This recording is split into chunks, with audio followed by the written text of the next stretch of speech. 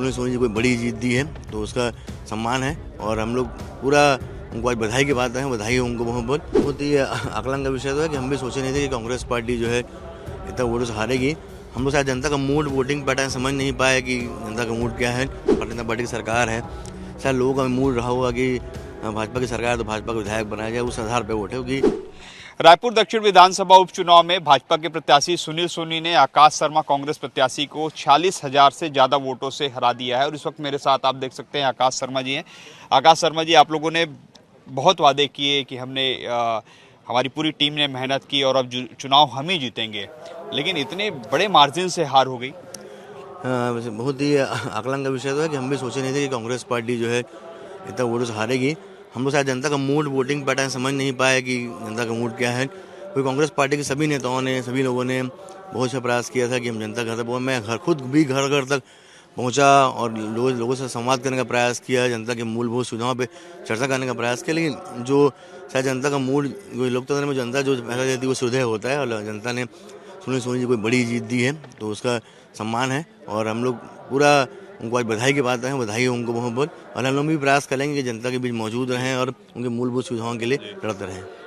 एक ये देखा जा रहा है कि आप लोगों ने काफी उनको निष्क्रिय बताया, तो इस चुनाव में अगर सुनील सोनी की जीत हुई है तो क्या बृजमोहन अग्रवाल और सुनील सोनी के कारण या सरकार के कारण? मुझे लगता है, जब मैं समझता हूँ सौरभ भैया कि ये जो जनादेश है, ये प्रदेश में भारतीय जनता पार्टी की सरकार है, शायद लोगों का मूड रहा होगा कि भाजपा की सरकार तो भाजपा को विधायक बनाया जाए, उस आधार पर वोट है। क्योंकि प्रत्याशी मुझे नहीं लगता है कि ये जनादेश है, ये लगता है कि ये एक पार्टी को और एक सरकार को जनादेश है। कुछ आपके पार्षद बता रहे थे कि महतारी वंदन योजना पर भी जो है बहुत इफेक्ट पड़ा है, क्योंकि एक बड़ा डायरेक्ट कैश फ्लो योजना है सरकार की। तो मुझे लगता है कि सरकार के घर महिलाओं जब पहुंचता है तो एक बड़ा योजना हो सकता है। बहुत सारे आकलन जब निकल के आएंगे, बैठेंगे हम लोग तो बात समझ में आएगी कि मुद्दा आ रहा था बीच में जब हम चर्चा कर रहे थे।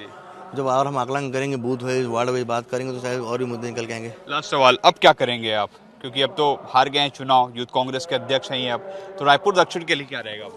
सौरभ भैया, हम लोग बहुत ही सामान्य परिवार से आते हैं। हम लोग को कांग्रेस पार्टी ने, मैं एक महाविद्यालय का अध्यक्ष, कांग्रेस पार्टी ने अवसर दी है। चुनाव में वादे किए गए थे कि 2 विधायक मौजूद रहेंगे, जनता के बीच जाएंगे, तो पूरा का पूरा मैं प्रयास दोनों विधायक को सचेत करने का काम करूंगा कि जो आपने वादा किया था कि 19 वार्डों में 2,58,000 लोगों के बीच में कि मूल सुविधा जो आप अभी तक जो जनता मिल नहीं पाई है उसको आप दीजिए, ये पूरा प्रयास मैं करूँगा। तो आपने सुना, आकाश शर्मा है जो कहते हैं कि भाजपा के विधायकों ने जो वादा किया है उस पर हम जो है दक्षिण को लेकर चुनाव लड़ते रहेंगे कि उन वादों को पूरा किया जा रहा है कि नहीं। वही उसने ये भी कहा है कि यहाँ पर जो जीत हुई है वो प्रत्याशी की नहीं बल्कि सरकार के कारण हुई, क्योंकि दक्षिण के मतदाताओं को लगा कि सरकार है इसलिए वोट दिया जाना चाहिए, एक विधायक बना दिया जाना चाहिए। कैमरामैन लखन शर्मा के साथ सौरभ सिंह परिहार, IBC 24 रायपुर।